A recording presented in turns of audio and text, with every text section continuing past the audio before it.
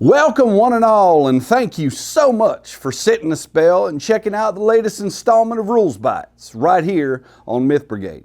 My name is Jason, and I'm going to be jawing at you today as we continue our look at Savage Worlds Adventure Edition from Pinnacle Entertainment. Now, last episode we talked about acting, moving, fighting, and shooting, but we stopped short of hurting and healing. Now, this is another area where the Savage World system shines like a silver bullet, and I thought it deserved its own goddamned episode. That's enough of the GD talk. Besides, you make one of these episodes too much longer than 15 minutes, and that damned algorithm gets madder than a badger with a sandy hemorrhoid. It's okay. Calm down.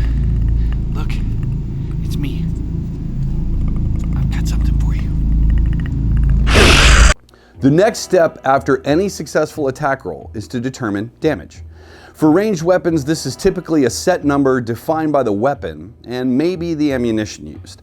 For melee weapons though, the system does something really cool. It combines a strength roll with a roll for the weapon itself to get a total damage. So when wielding his hunting knife, our old friend Earl would roll a d6 for his strength and another d6 for the knife itself. And keep in mind that any penalties or bonuses affecting Earl's strength at the time would impact the outcome of that roll as well. All right, now I'm at a -4, so I want you to hold real still. We'll make this quick.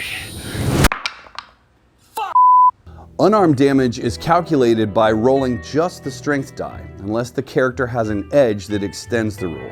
Some examples of this from the core rules might be Brawler or Martial Artist, but be sure to review any new edges your setting might have to offer as well. Now, note that all damage dice can ace, but a wild die is never rolled. Damage roll totals are compared to the target's toughness score to determine the effect. If the total is less than the target's toughness, the victim essentially soaks the blow. Now, this isn't to say that the attack didn't hurt a bit, but it means there was no serious injury or real game effect. So GMs, you should always do your best to add a little bit of narrative to explain how the target avoided harm, just to keep things cinematic and interesting. Damage of 7. Your opponent's toughness is 8. You don't harm him. Pete, what do? You take a quick aim and squeeze the trigger on your Colt. Sadly, the bullet grazes the bad guy's earlobe. If he makes it out of this, he's gonna have something to remember you by. Pete, you're up next. If the damage is equal to or greater than the target's toughness, the target becomes shaken. If the target was already shaken by physical damage, then he keeps the shaken condition and takes a wound. If the damage roll results in a raise, now remember, raises are earned for every 4 points above a given target number, then the blow becomes even more severe. So an unharmed target would receive a single wound in the event of a raise, and a shaken target would receive 2 wounds. So just to recap, damage rolls aren't really about depleting some bucket of points until the enemy runs out. They're about seeing if each blow had the power and severity to actually seriously harm the target. So beyond that evaluation, there's really no need to keep a running total of damage points done over time, unless you're that guy. As you can see, we've experienced significant growth in the number of points of damage that my character has caused this quarter. And while I would have expected a sharp increase in the number of wounds that I've caused, I'm optimistic for the future. Now let's take a deeper look at the damage effects just to drive the topic home. When a character becomes shaken, he or she is basically beaten up and rattled.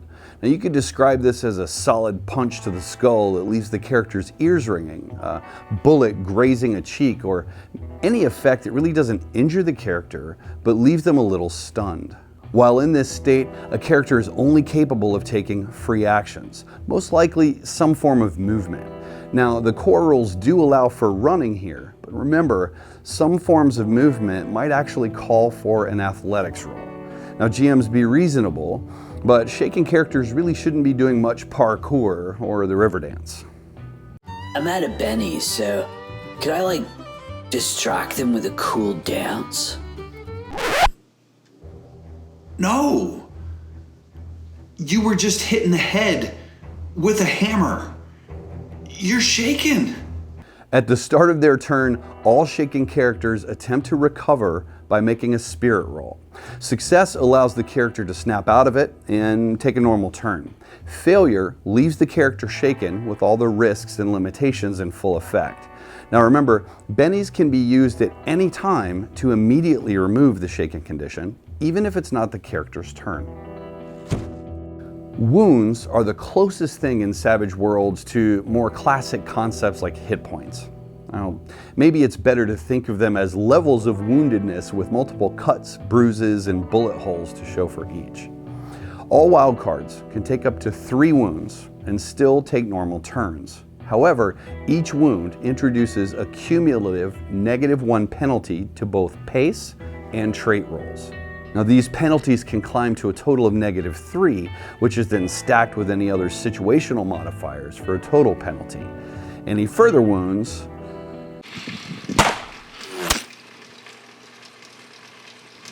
Oh, that's 4, isn't it?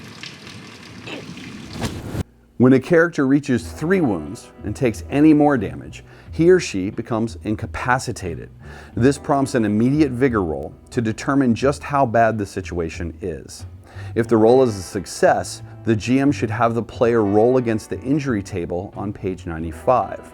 Now, the good news here is that the success means the injury will fade after all wound levels are removed. A raise on the vigor roll means the injury will heal on its own in 24 hours, or after all wound levels have been removed, whichever comes first. Of course, where there's success, there's also failure. A failure on the vigor roll means the injury result is permanent and puts the character in a state of bleeding out.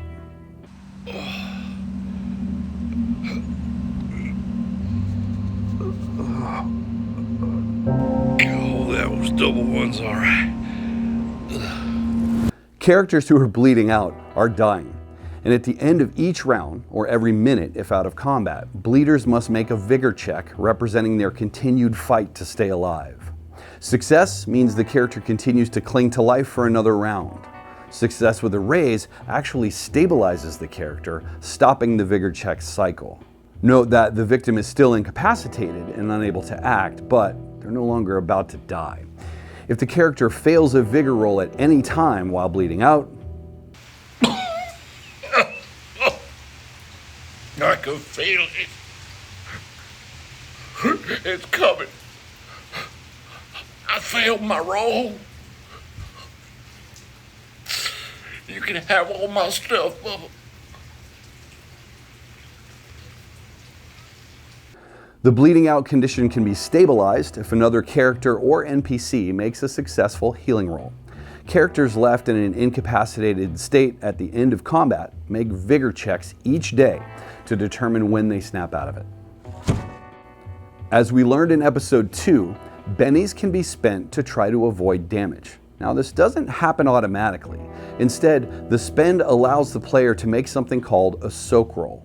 This is basically a vigor check modified for any wounds already taken. Each level of success reduces the wounds taken from the incoming attack by 1. If the soak roll happens to cover all new wounds, the character also avoids being shaken from that attack, or even recovers if already shaken.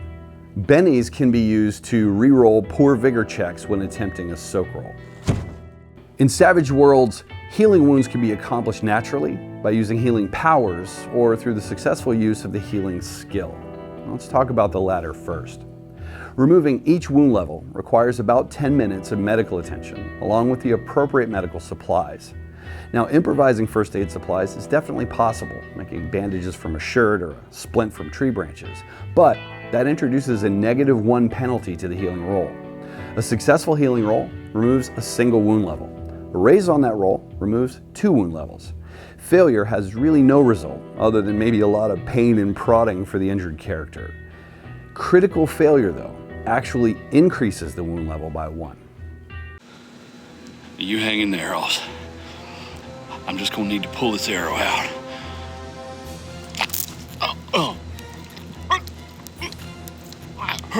It's a well understood fact that the hour following a life-threatening injury is critical. If aid is administered immediately, the patient often survives. Delays, though, can prove fatal. Adventure Edition materializes this tense situation by restricting healing rolls to a single attempt within an hour of the wound being sustained. Failure means the attending character is unable to treat the patient's wounds. Any improvement in the patient's situation would then have to come from an attempt by someone else, an NPC or another player. Beyond that golden hour, only natural healing or the use of magical, divine, or other healing powers will be able to remove the wounds. Natural healing removes wounds over time, but even complete bed rest doesn't guarantee an easy recovery. During the natural healing process, wounded characters make vigor checks every 5 days. Success recovers a single wound, with a raise recovering 2. Failure means that no improvement occurs during that 5-day period. Critical failure actually causes the character's condition to worsen as the body fights off infection or other complications. Characters who become incapacitated in this way must then start making vigor rolls every 12 hours or succumb to their wounds. Success here keeps the character alive for another 12-hour period, but continues that cycle. A raise stabilizes the patient and resumes the 5-day healing cycle. Others may make a special support roll in an attempt to help stabilize the character and resume the natural healing process. Now, this of course requires healing, survival, or a similar skill, but success with one of those checks actually adds a +1 bonus to any given vigor roll. A raise here bumps that to +2 to the vigor roll.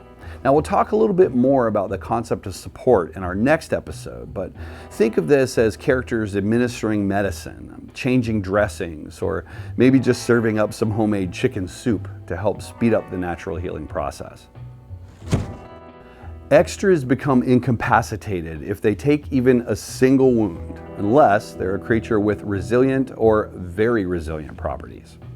This keeps combat fast and furious and allows heroes and key villains to really stand out against the nameless mobs.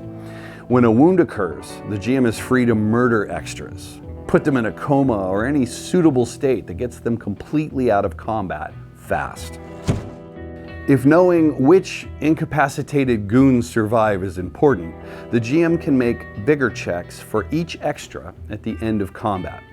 As the core rules point out, dealing with prisoners can present some interesting challenges. Maybe it's a nice immersive role play with all sorts of moral dilemmas, or maybe there's a planted adventure hook opportunity there. Use your best judgment, keep things interesting. There you go. You're now prepared to go forth and let your character get the living shit stabbed, slashed, shot, and beat out of them in the savagery of the Adventure Edition combat. Thank you so much for checking out the channel and for helping us to build the Myth Brigade community. Do us a favor, click the like button right now to let the robot overlords know you were here. Subscribe to help us continue to grow, and ring the bell to stay up to date with rules bites, table tips, live role-playing sessions, so much more. In our next episode, we're going to fly through some awesome rules that round out Adventure Edition's combat, and then get into some cool stuff from the Adventure Toolkit. But first, let's see what the cowboy has to say. Don't you worry none about biting off more than you can chew. I reckon your mouth's bigger than you think.